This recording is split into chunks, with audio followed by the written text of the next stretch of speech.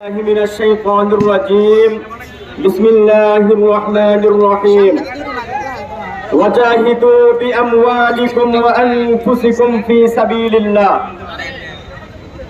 সংগ্রামী তাওহীদি জনতা, আপনারা মাসালা শুনেছেন।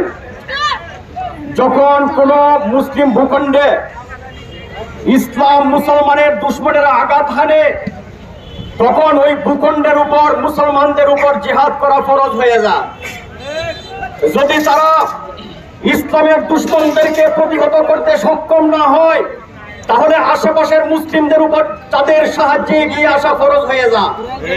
যদি আশেপাশের মুসলিমরাও তাদের সাথে গুলিয়ে উঠতে পারে না, তাহলে সমগ্র বিশ্বের মুসলিমের উপর পর্যায়ক্রমে জিহাদ করা ফরজ হয়ে যায়।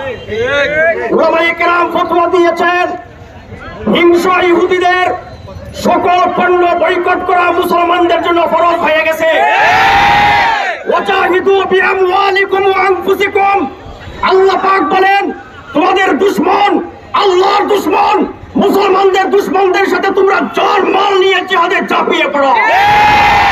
আরে তাকবীর, সাবিলুনা সাবিলুনা সাবিলুনা সাবিলুনা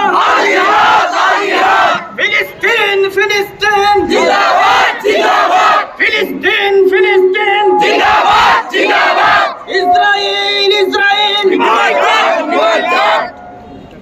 সংগ্রামী তাওহীদি জনতা, আল্লাহ পাক কোরআনে কারিমে বলে দিয়েছেন, ওয়াইদু লাহুম মাসতাতাতুম মিন কুওয়া, তোমাদের কাফের বেঈমান মুশরিক তোমাদের দুশমনদের বিরুদ্ধে তোমরা সাধ্য অনুযায়ী প্রস্তুতি গ্রহণ করো।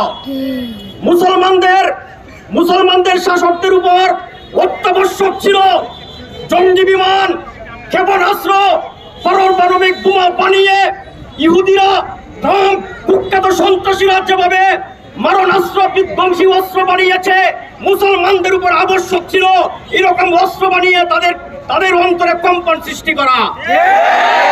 আফসোসের বিষয়, আরব, বিশেষ করে আরবের শাসকরা, কুখ্যাত মুনাফিক কিছু শাসক, আজকে তারা বড় বড় বিল্ডিং বানা, কিন্তু মুসলমানদের পক্ষে ইহুদি খ্রিস্টানদের বিরুদ্ধে দাঁড়ানোর মতো তাদের অবস্থান আজকে নাই।